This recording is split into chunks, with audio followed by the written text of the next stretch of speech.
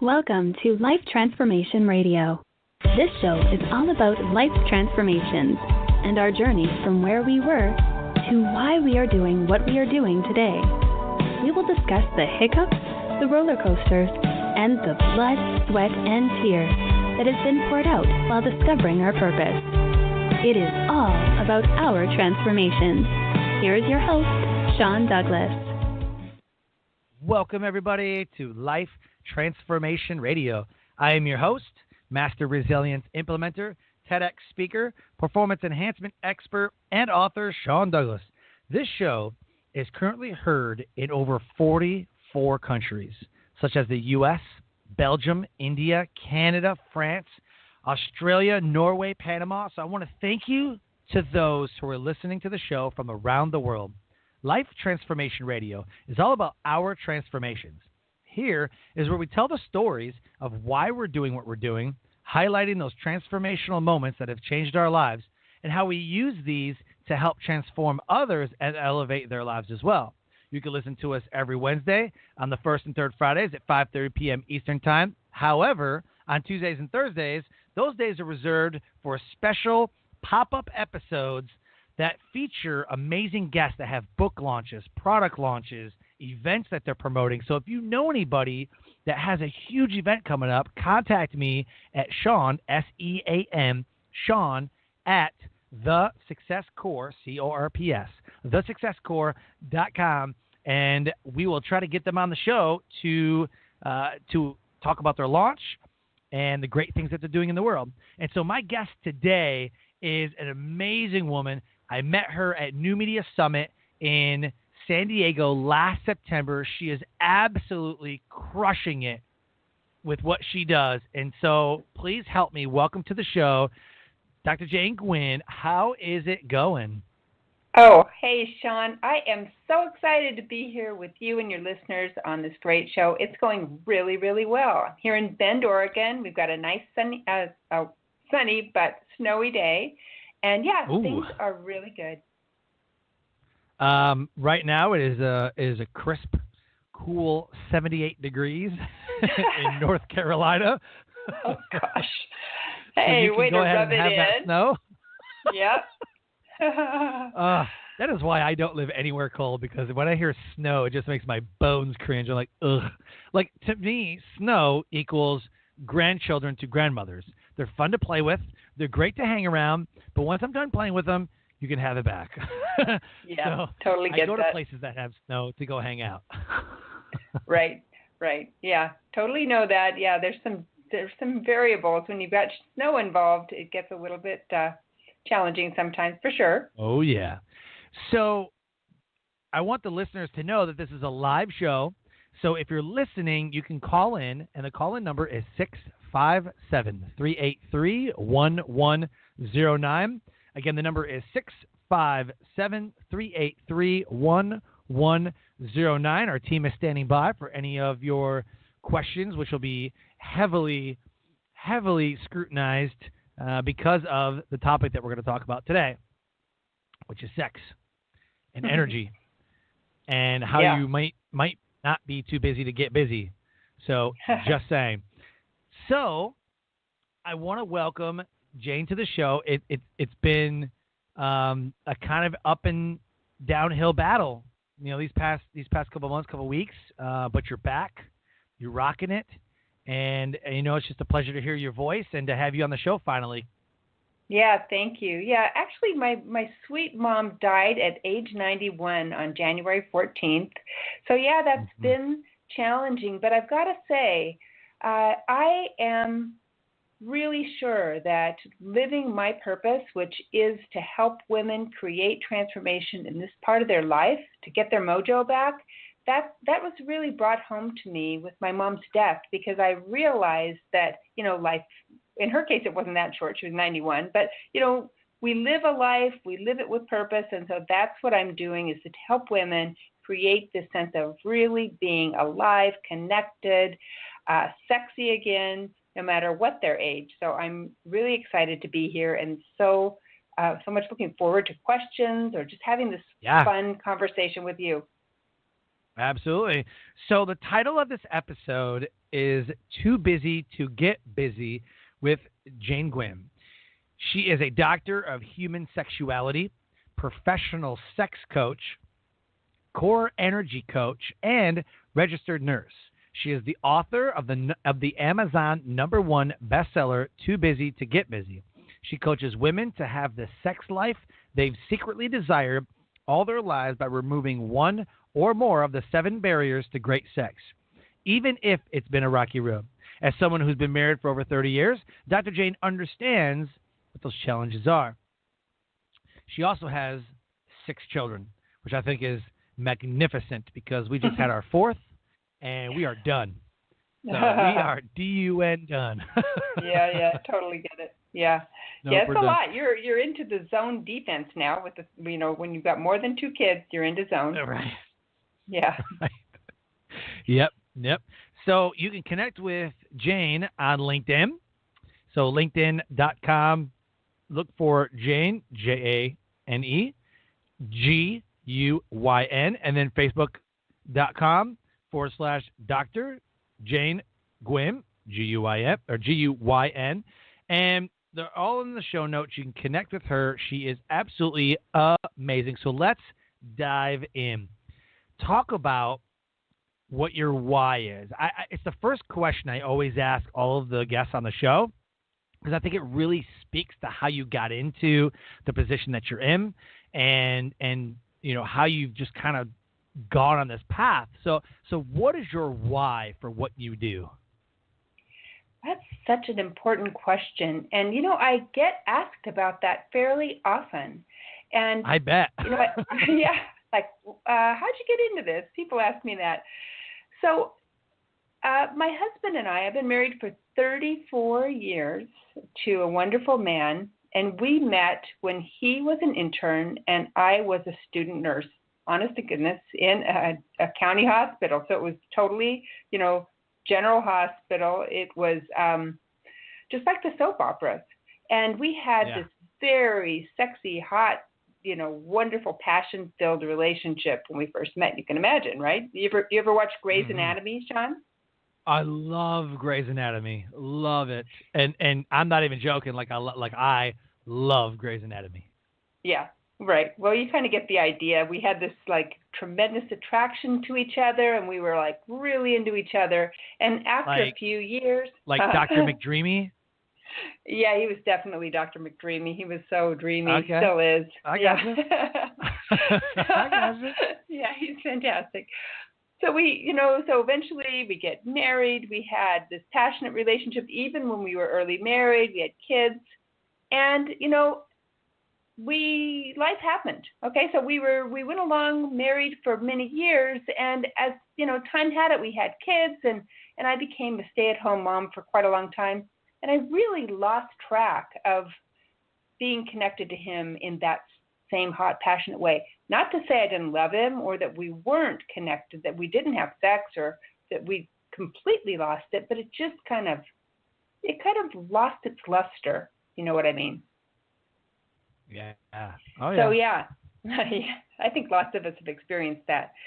So somewhere along the way, I ended up being that woman who wore matching clothing with my kids. I legit wore a purple floral dress. Yeah, I was that girl. Man. Yeah. You ever? Yeah. Anyway, it wasn't pretty, and I wore. There's photographic evidence somewhere someone has a picture. Yeah, there were, I had the floral dress, the Hannah Anderson dress, and my girls had the dress, and I thought it was good, but my brother-in-law, who's real straight shooter, took one look at me and said, "What the hell are you doing in that outfit?" Right. And I realized that I don't know what happened. I just got so into my role as a mom, and I had a small business that it was also dealing with kids and moms. I was actually selling papier-mâché piggy banks at the time, and to schools and nonprofits.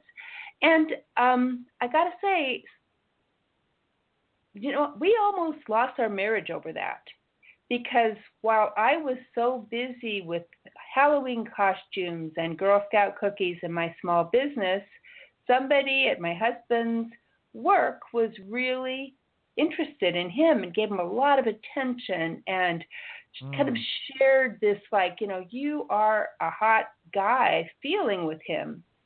And he was a hot guy, but I was so busy I wasn't really noticing that.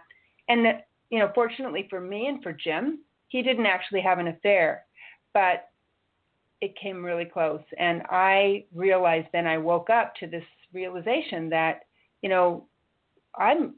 I care about this. I care about being a passionate woman who has a full life where I'm connected to my sense of self as a sexual person and not just Molly mom. You know what I'm talking about?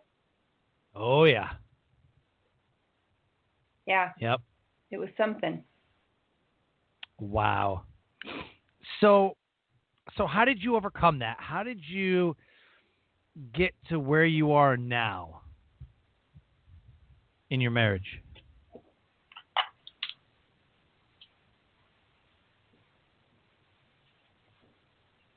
Sean, I can't hear you. Oh, there you are. Okay. I lost you. I didn't hear you for a minute. Oh, yeah. So I asked you, so how did you get to where you are now in your marriage? So now, yes, things turned out really beautifully. So we started communicating again about, what we'd had before. And we talked about how much we loved each other. And we really went on a journey, in fact, traveled all over the world to figure out what it was that had happened to us, to me, and to our relationship. And I ended up creating a whole new way of dealing with this called the bedroom model. Then I ended up getting my PhD in human sexuality, worked with all sorts of clients. So it's been fantastic.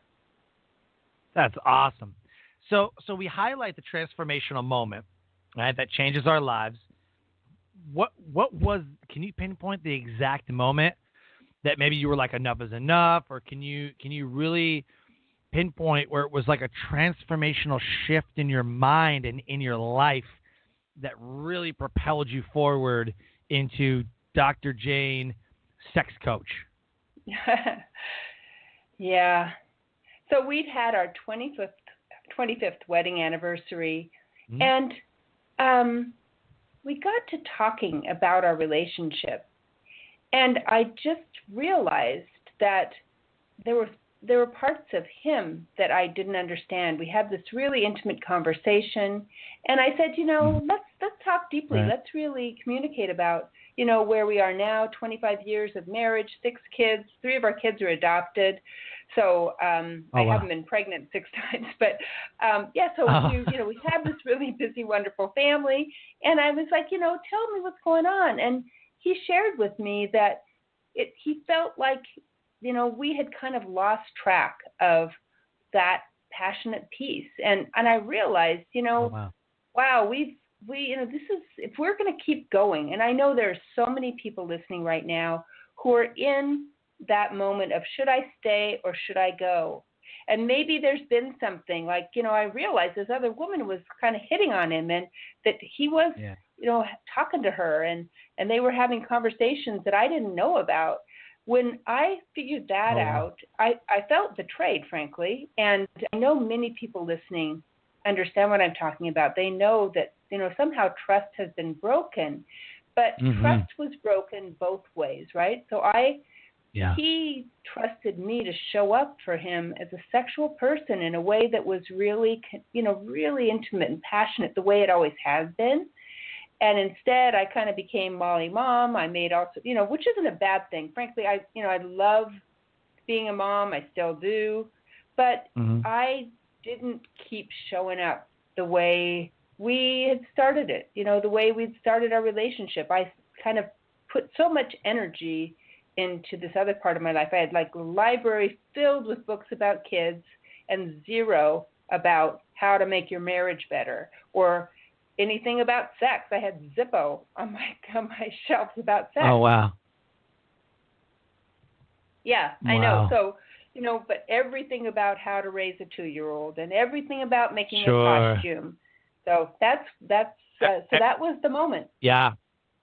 I think it says a lot that, I think that's every family, really. I mean, unless you're in personal or professional development, I think that, if you look at our bookshelves, just because of what I do and, what you and I both do, I think now there's a lot of, like I've got the 5 love languages, I've got, relationship books and stuff like that. But I think that people who are not into personal and professional development maybe don't have books for that stuff. It's all about crafting and raising children and raising babies and, cookbooks, and like they don't have, couples books, and they're not talking about, how to continue connecting as a couple, which I see a lot, in the entrepreneurial world. Like if you have like me, I'm an entrepreneur, my wife is not, but she just supports me. So I have to make sure and keep cognizant that I'm not leaving her behind in the fold, that I'm continuing on with, our relationship and making sure that she's a part of everything I do. Because at first I would just be like, oh, well, I'm going to do this and I'll see you later. And she would tell me, like, I'm feeling left out. Like, I feel like you have all this cool group of people and you go to these conferences, whatever. Like, I want to spend time with you. I'm like, oh, okay. So I think communication is really, really key. You know what I'm saying?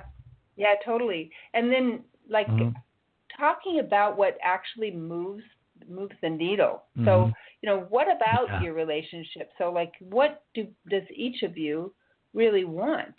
And how do you figure that out? Using things like the love languages tool is fantastic. There's all sorts of tools that help us understand ourselves so that we can know what to ask for. So like my tool, the bedroom model, one of the things I noticed, Sean, that the low-hanging fruit for lots and lots of couples is environment.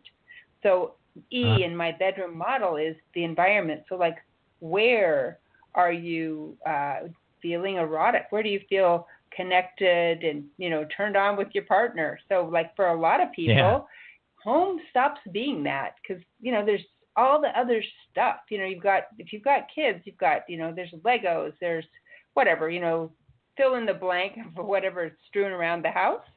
But, and so it's kind of, and if you're a stay-at-home mom or if you live there a lot, you work from home, it's not as sexy a place. But when you get out, you're, in a different location, like a bed and breakfast, or you're at a hotel, beautiful hotel, it becomes a different thing. It feels like you're two different people, right?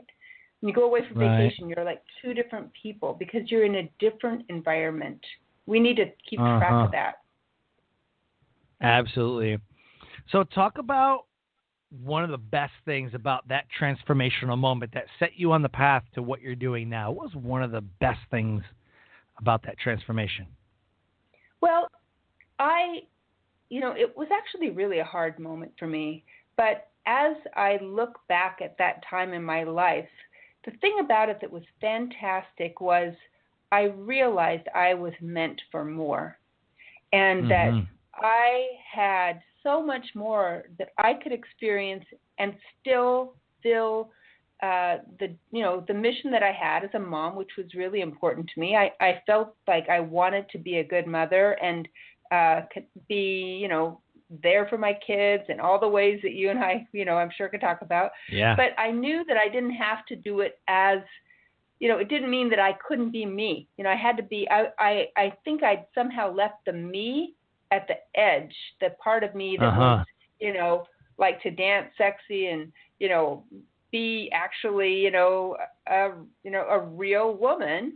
I left that to the side and I became this other girl, kind of almost really like a almost not a full woman. It was almost like I'd shifted into this other role of somebody who just had disconnected from herself sexually.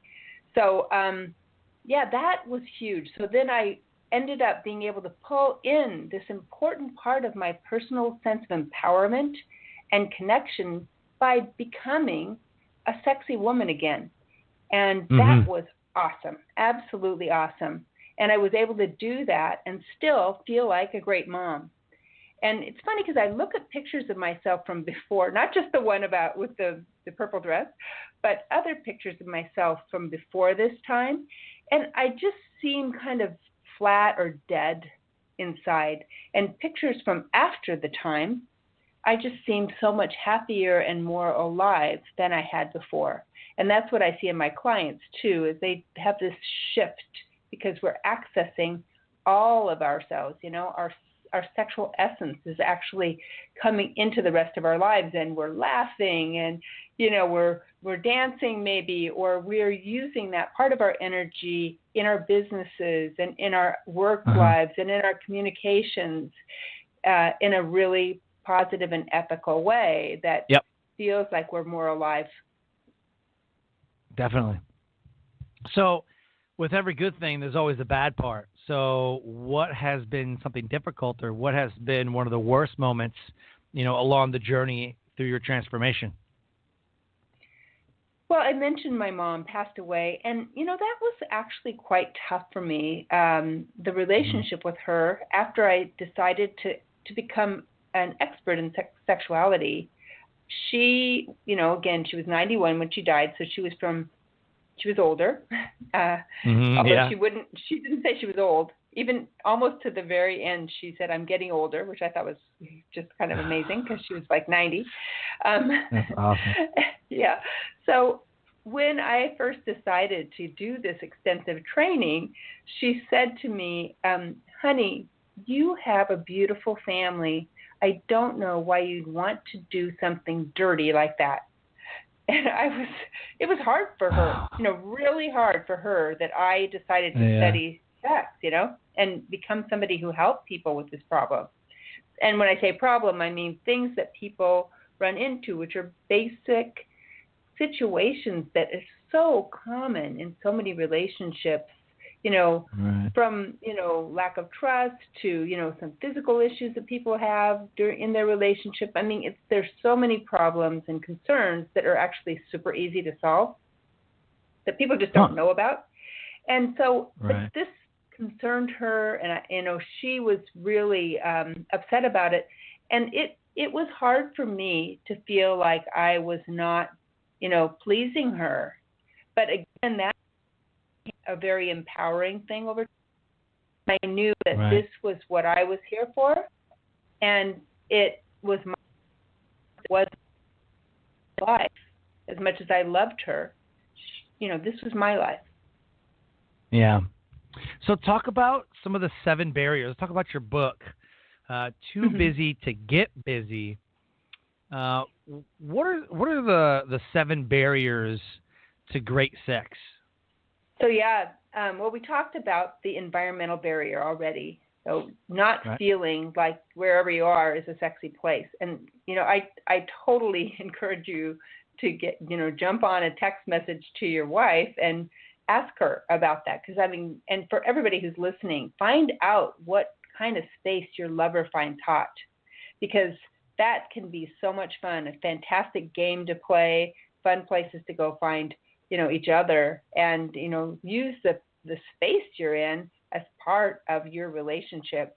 So, but the first one is B, for body, and we tend to think about sex as a physical thing, but there are a lot of body barriers. The most significant one is body shame. Body shame, okay. Feeling bad about your body.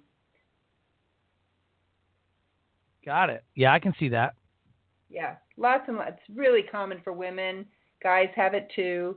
The whole thing about size becomes an issue. Oh yeah, it's huge for men. It doesn't tend to be as, some of the things women worry about don't seem to show up as much for men, but men still worry about their bodies. And then we get down to the D is for desire. So just not turned on. It's a big issue. Okay. Low libido. Or my wife has low libido, or my husband has low libido. Okay. Which is like just their sex drive. Yeah, they don't want to. Okay. Don't want to. Now that usually has a lot of other things behind it. Lots of, sometimes it's hormonal, sometimes it's many other things put together. But that's one of the main problems. One of the main barriers is like everything works. You've got you're on a beautiful weekend. You just don't want to, right? That's desire for D. Got it. Doing good in that department. All right. What's next? Good. Excellent. Okay. The next one is R for relationship. So Relationship. you might, your relationship. Maybe you're in a relationship where you don't communicate well, or you fight about other stuff, money, or maybe you're married to somebody who's actually, like, I run into this where, like, somebody got married. Let's say it's a gay man. Actually, I'll tell you about a more interesting story. A woman who spent her life as a lesbian, okay? So that was her. Okay. She identified as a lesbian. And when she came to me, she told me that she actually was into men. And somehow she'd been intimidated by men when she was younger. And so she kind of became a lesbian because she wasn't comfortable dealing with men. So she was in the wrong relationship because she didn't really desire women. Wow. Isn't that interesting? Wow. Yeah, I don't know. Wow. How that happened. Never heard of that, but I guess it happened. I never heard of that. It's interesting. So there's things that are up with the relationship, and like you're with the wrong person, or you don't get along with the person you're with, or you don't know how to communicate, or you're fighting, and other pieces. And a lot of people will go to like therapy for that, like couples counseling. That's where couples counseling comes in. Like they're talking about communication or different things. Sometimes they'll talk to a counselor about their relationship, right? Right, yep. So then we have 2 O's. Everybody likes that. The first one is openness. And that has to do with like your background. And, have you had something happen in your background where you just like, you had a horrible experience with your first husband, and, you just feel really put down and you have trouble letting go of that? Or it also has to do with your feelings, like maybe you're jealous because your guy cheated on you, or you maybe, or you have your energy.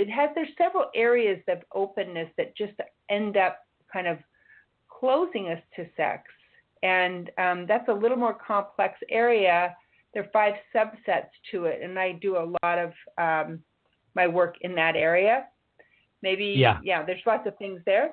And the next one is orgasm, the second O. So some people just have a lack of info about that. They think that they can't have an orgasm, or they're faking an orgasm, or they don't feel confident about it, or maybe it's a guy who feels like he's too fast in that department. So all that is kind of more specific to, really the orgasm portion of sex. And then the final piece, the M, is what I call mindfulness. And, right? So, like, what's going on between the ears is actually the most important thing. Yep. Yeah, definitely. I think that everybody should adopt a mindfulness practice because it gives you a level of clarity, and it gives you a level of centeredness. I want to say self-centered, but that's you just get more centered and more grounded and more aware of you and others. Kind of like emotional intelligence. I tell everybody, I'm like, you've got to get a mindfulness practice. Close your eyes for 5 minutes, concentrate on your breathing, like always have it, go up and down the same way, right? Inhale, exhale the same amount. Hold it for a little bit, let it out, and it's just like, and it just, because oxygen rushes to the brain when you do this. Yep. But, when you can just sit quietly and just see, hear, and feel, right? What do you see? What do you hear? What do you feel? And when you can have a great mindfulness practice, I'm telling you, it's going to change your life. And a lot of times that, people are dealing with anxiety and stress and some other things, and when you have a mindfulness practice, they're like, a what? I'm like, okay, here's what we're going to do. So, I mean, that's one of the first things that we do. So I like it. So So body, environment, drive, right? Desire. Mm-hmm. Desire. Yeah. Yep. And then relationship, Mm-hmm. and then what was it? What was the other O? Openness. Openness. That's right. Openness, communication, right? So, so relationship, openness, orgasm, and then you have mindfulness. Wow, I like it. Yeah, I like that. Yeah. So what and are you know some what of the else? barriers that you? Yeah, go ahead. Oh, I was just going to say, you can use the same model if you're trying not. Okay, so let's say you're somebody who feels like, maybe you've cheated in the past and you hurt your partner, and you don't want to now, or you just find yourself really drawn to other people, and you're trying not to have that happen, and you're like, I'm not going to go there. You can use the same model to help yourself not get sexual with somebody else. Right. Oh, wow. Well, that's good to know. Mm-hmm. Yeah. Yeah. Anyway, okay, so awesome. What were you going to ask me, Sean? Yeah, I was going to ask you, so what are some of the barriers that you see most common? Well, I tend to work with a lot of people where trust has been broken. Ooh, so, yeah. Yeah. That falls in what, relationship or openness, probably? Yeah, right, because that emotion under openness, that feeling of hurt, anger, jealousy, that just can really close the whole thing down. Because actually you can close the whole thing down with a barrier in one of these areas, even if everything else is in play. If you have one, I had a client who had a baby. She had twins, actually, and she just didn't feel good about the way her body looked after the twin pregnancy. And she said, no more, I won't get naked. That's just it. I feel so bad about my body. She was young, 35. She wasn't, a much older woman. She was a, relatively young woman. And she just said, that's it. I won't. Because she was so humiliated about what had happened with stretch marks and stuff that had happened to her. Jeez. Just her body. That was it. Yep. So you can have just one thing that just completely, blocks and destroys the whole life as a couple if you don't address it. Have you ever talked to people that said that maybe they do it too much, like they have too much sex, or that it feels like a chore almost, like we just, I don't know, we just do it every day, now it just it's almost like maybe we should stop doing it so much so that it's almost like a surprise, like it's like, hey, like every other day or something like that, or maybe that it just feels like a chore, like, all right, we're going to bed, like, you want to do it? Yeah. Like, sure. You know what I mean? Like, there's no passion. It's just like, you want to do it? Yeah, let's do it. Yeah. Have you ever encountered anything like that? It feels like sex is a chore? Absolutely. And sometimes they don't have it every day and it still feels like a chore. So that whole idea of feeling like a chore, that would be a desire issue. There's an agreement in the relationship. So there's an agreement. Let's do it. We're going to do it. And, we've got the space. The environment will allow us to do it. And we're going to do it. But our drive isn't really there. I mean, mechanically. But on another level, it's not there in the same way. So how do you make that passionate? How do you, I think that one way to think about that would be to cut down frequency if it feels like it's not hot. Because one thing I'm really against is sex that's not hot. Don't be having that kind. If you don't enjoy it, if it's not really fun, if it doesn't make you feel fantastic, like you just laugh at the end, it's like, oh my gosh, that was awesome.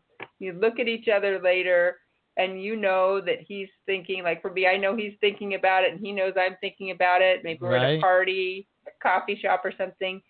But if it becomes routine to where it's like, oh, okay, check the box for Tuesday, I'd say, look, have another look at that. Yeah, definitely. Yeah. So, because I don't know. I think at some point, maybe a couple years ago, something like that, after our third kid, it was just like, guess we'll do it. There was a spell, like Mhm. a couple months Mhm. or something that we just went through. It was like, want to do it? Like, yeah, sure, whatever. Like, Yeah. you know what I mean? And it's not like this Yeah. felt like a chore. It didn't feel like a chore. Just we were laying in bed. I'm like, want to do it? Like, yeah, let's do it. Like, all right, cool, whatever. Yeah. It was Right. just like it was almost like normal. Like, all right, well, let's get it Yeah. over with. Yeah. But it just reminded me, like, kind of like chores. Like, let's just do Yeah. it, get it over with. Right. Like work. Right. Yeah. Man. And Yeah. that's Now we not don't. it. Now it's not a problem. Not a problem now. So how did No, you not a manage to change that? We ended up having another kid. Okay. I don't know. Like, it Good. was weird. Like, before the third kid, sex often. After Yeah. the third kid, I don't want it no more. Mhm. After this other kid, I want it all the time. So Yeah. I don't know. Maybe juggled Yeah. something loose or something. I don't know. Yeah, right. Well, that's, and that's something so important to mention, Sean. There's a lot of natural change in, our Mhm. sex life. So part of Mm. it is just like, oh my gosh, we're having sex a bunch. Is it fun for you? Yeah, it's fun for me too. Okay, great. Or, you know what? We're not having sex much at all. How are you doing? I feel kind of rejected, frankly. Oh, okay. Let's talk about that and make a plan, or at least like care, right? So that we don't decide that, okay, once a week is our thing and both of us must like it because that's what we've been doing Right. for 2 years. Maybe the other person is actually not okay with it. We kind of assume because we're okay with it that the other person should be or is or something, and we don't talk about it. I mean, it's really important to talk about it. Yeah, that's another thing too. Like, we'd actually talk about it. Awesome. And that's what we like now. Like, that's what we do. Like, we talk about it. Mhm. So we because you get ready and there's whatever you're making out, whatever, and start getting to that point where you're like, all right, this is getting pretty hot, pretty serious, pretty fast, and we literally just talk about it. Like, we just That's talk good. about it. That's You know what good. I mean? I And love that. it's kind of uncomfortable, kind of like it's almost like you're 14 years old and you're like, hee, like all giggling and stuff. Yeah. But once you know exactly like what she wants and what you want, like I want this or do this or like whatever, like Yeah. you know what I mean? Like that's what I think makes it so hot. You know what I Yeah, mean? Like that's when you awesome. can try different things and do different things, like, oh, that didn't work. Yeah. I don't like that. Don't do that again. Yeah. You're Right. like, all right, check Right. that on the box that never tries again. Got it. Right. But right. there's things that like I don't know. I think it's just like make it fun, like talking to them. Yeah. You know what I mean? But not in Awesome. like an annoying way. Is that good? Is that good? Is that good? Like Yeah. the Sprint guy, like, can you hear me now? Yeah. Can you hear me now? No, we don't want to do that. Yeah. But being open about it has Yep. really, that's like a game changer. Like Totally. actively talking about it. You know what I mean? Yep. Yeah, I love it. Yeah, so the other thing about that, I'm so glad you brought that up, because another piece there is having a vocabulary that you can use. Because a lot of people have no idea what their partner wants them to call like stuff. So go through that process. Yeah, so write down the words. Like, I hate that one. Oh, I've been saying that for like 3 years. I thought that was hot. That, like the whole talk dirty to me thing, that only works if the other person finds it hot. Right, or in the movies. Well, in the movies, they're like stunt people in there. Right. Yeah. But true. But we are, we can't worry about them. They have caused us so many problems because we think it's supposed to be like that, and then we're like, I don't know. Don't get me started on that. But that's not how it is. Yeah. No, it isn't. So when you talk to each other about like, what do you like me to say? And you don't have to be, just technical about it, but it can be sexy the way you discuss it, and find out what words people like. And, a lot of us are real sensitive to certain words because we learned them when we were young and we were real sensitive, and so some words just are like, ew. And other words are like, ew, it depends, But so definitely. So you guys you have a good relationship, sounds like. Yeah. Well, now we do. Mm-hmm. It took a long time. It hasn't been, kind of on and off, right? Like you're good for a while and then you're not. Mm-hmm. Plus with my job in the military and everything, we go through deployments and we go through, so it's so up and down. But I think that when you have a healthy line of communication and you're in tune with your partner, in and out of the bedroom, you know what I mean? Like, I know, like, you start, like, one thing that I think everybody should know, and what you talked about, relationship and openness. And I think that what we did was the Fireproof Your Marriage is one of the things that we did. It's Kirk Cameron's Christian movie and Bible study and all that. But anyway, one of the things they talk about is I think it's like day 18 or whatever. It was 17 or 18. It was study your partner, like study her, like get your PhD in her, get your whatever. And I kept thinking about that when you were describing some of the things, and I was like, oh, okay. It's the same thing. Like, you study your partner. Like, just because you're married, you don't, like, stop getting to know them. Like, oh, we're married now. Like, I don't need to know anything else about you. Like, I got it all. I got it all. Right. I think that you still need to study, because things that I liked before, I don't like anymore. And things that she used to like to do, like go-karts, like, she doesn't like that stuff no more. It's just, I don't know, maybe you get older, maybe, times change. Yeah, so, totally. Always study and, like, always ask questions. And one thing we never did was go on dates. The kids was always with us, or we'd go do things like as a family or whatever. And if we were doing things alone, it was like a church thing, or if it was like we were going out as friends somewhere. Like, somebody's always got something going on. We're going to a wedding, but it wasn't never about us. So once you started making it about you and taking time for you and studying your partner, it was way better. Yep. Totally. I totally agree with that. Yeah, bring your A game. So, we bring our A game to so many parts of our life, but we get home and it's like, whatever.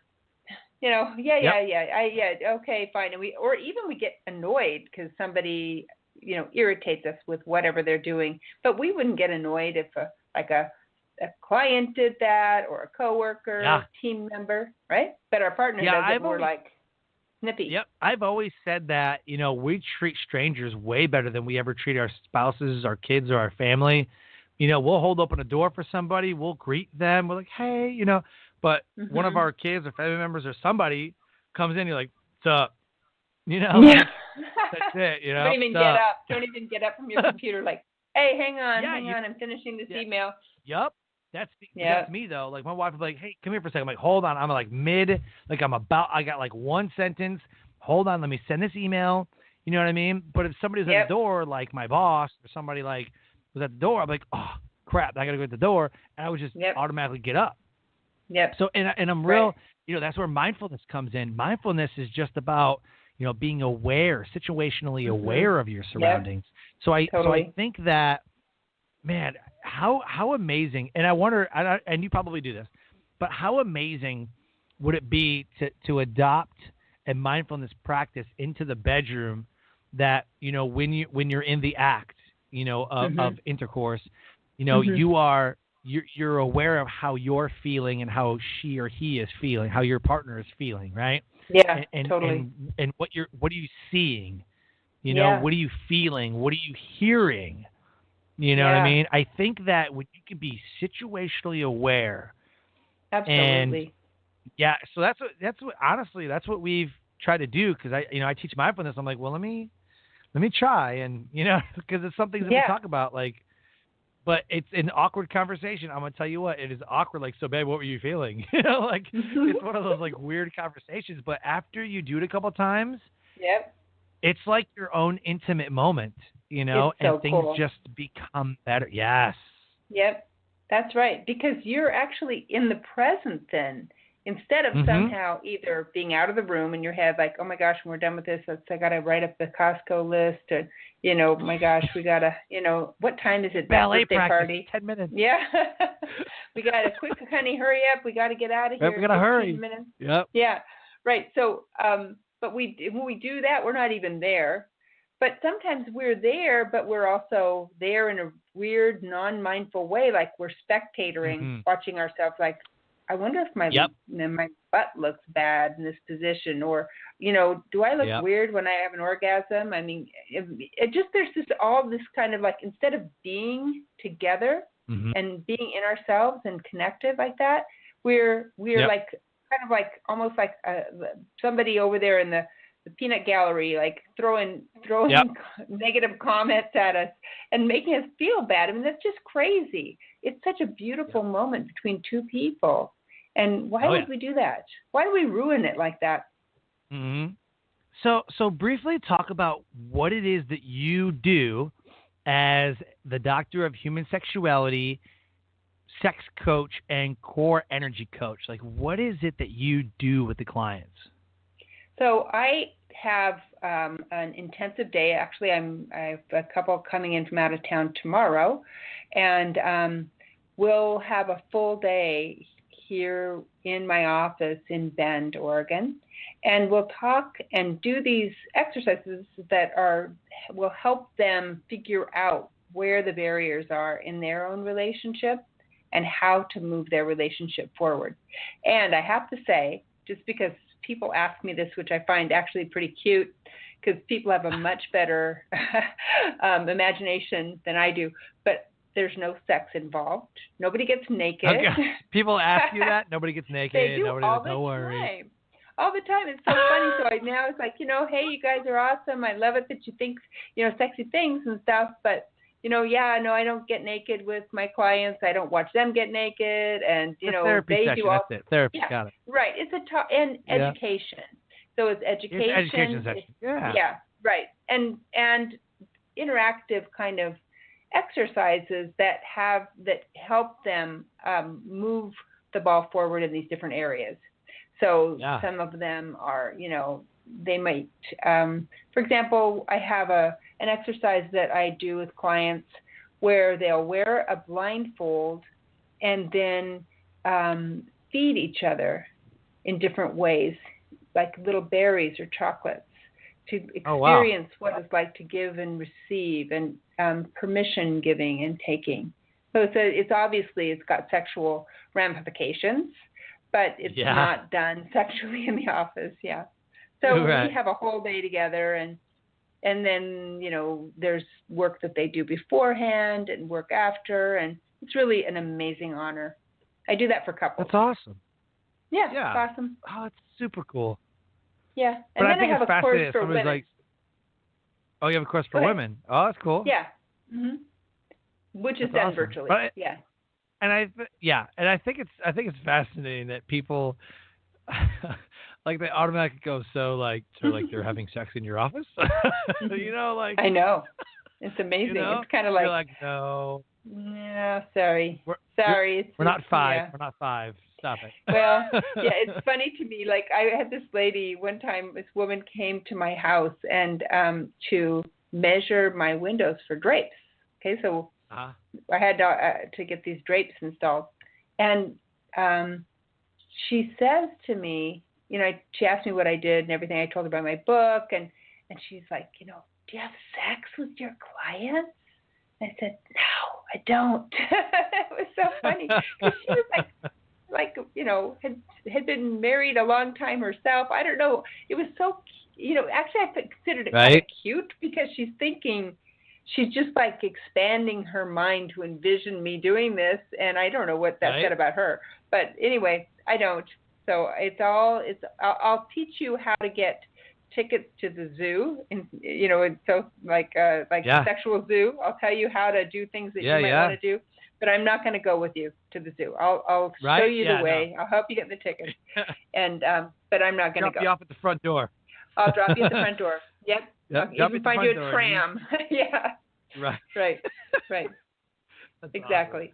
Awesome. Yeah. Fun. So what are some resources? Is there like a website, or is there some resources? Because like we talked about, like the movies kind of ruin it, and they kind of make it seem like this is the way it should be. But are there some safe resources that people can find, either on your website or somewhere that they can go to find out if somewhere on your bedroom model that they're failing? How do they know if they're failing or not?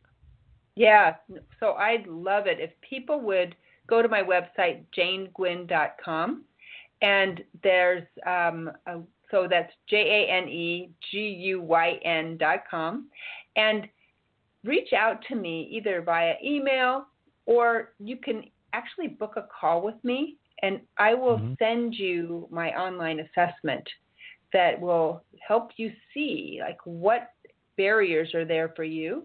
And then we could have a conversation about that. I do all of this, completely free to people who want to find out more like that about themselves. And I'd just be honored if anybody feels like they just need to know which of these 7 areas is holding them up.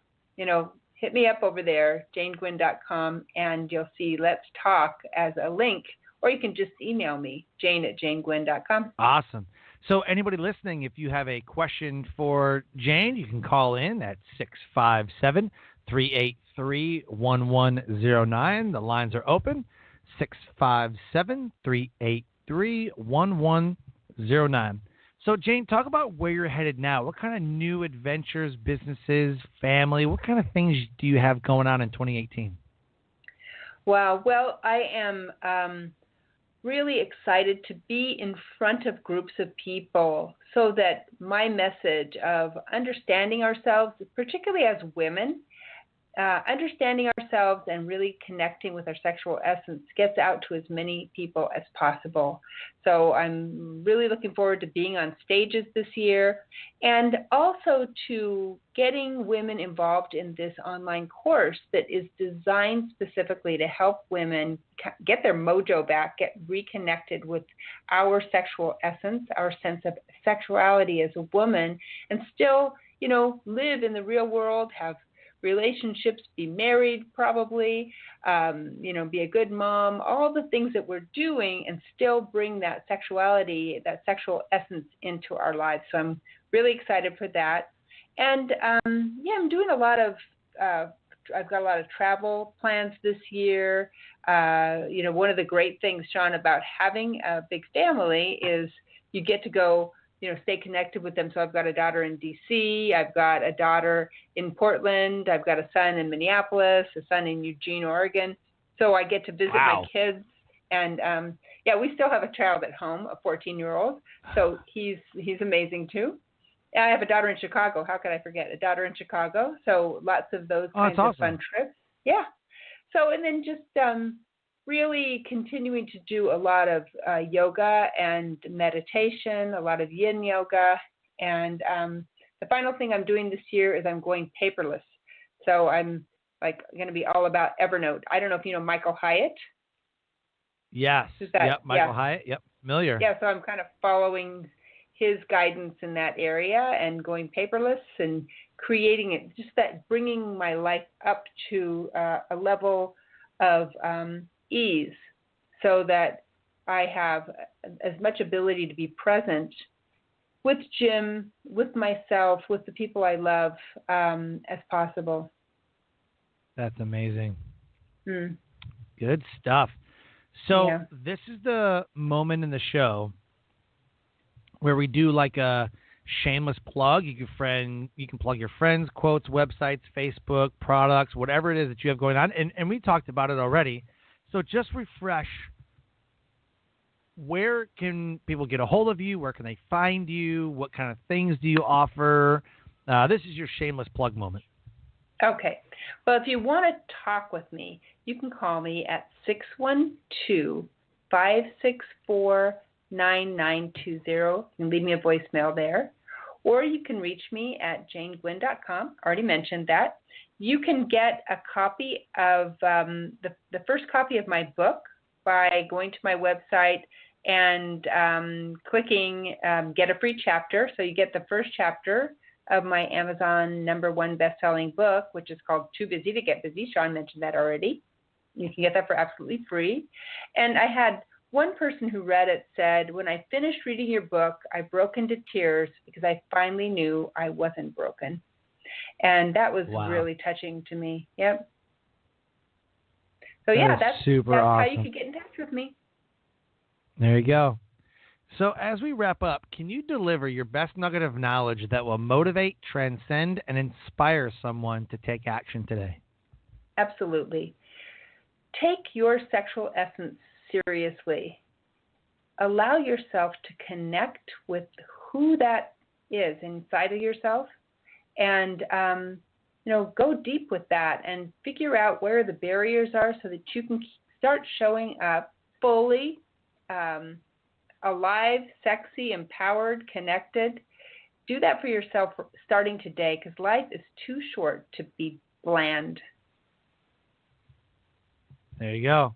And we always end the show with a call to action.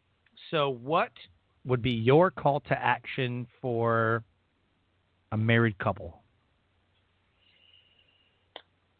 Have the talk. Figure out a time where you have time. Figure out a schedule where you're not, where you don't have kids running in and out. It's not time to go to soccer practice or some big event. Give yourself time. Find a space where it's private, where you can really say what you need to say. Care about each other as you're doing it, and be kind. Don't be judgmental of the other person, because it's a sensitive topic. But have the talk. Have it today. If today's not going to work for you, put it on the calendar in the next few days so that you can start to move your relationship forward. It's going to make all the difference in the world. I love it. Love it. Thank you so much, Jane, for your time. It has been an amazing conversation, and you are doing such an amazing job transforming people's relationships and their sex lives. So thank you so much for your time on the show today. It was my pleasure and honor. Thanks, Sean. And we'll see each other in San Diego at the New Media Summit. Absolutely. Can't wait. All right. So, Life Transformation Radio listeners, another amazing guest, another impactful episode. If anything resonated with you, please reach out to myself or Jane. You can look her up on LinkedIn, look her up on Facebook, and go to her website, Jane Guyn, Guyn, JaneGuyn.com. Go get that resource that she's offering. It is going to change your life. So if anything resonated with you, I'd love for you to subscribe on iTunes. Go to Stitcher, Player FM. We're on the Google Play Music app. Join our Facebook group community, Life Transformation Radio Community. You can interact with the guests, ask them questions. Everybody's in there engaging. So if anything that resonated with you on the show, those are the places where you can subscribe, rate, review, and join in the conversation. So as we close the show, I always say, live your brand. Find opportunities every day to live out the values that you hold deep in your heart. And I call that living your brand. So until next episode, have a great night.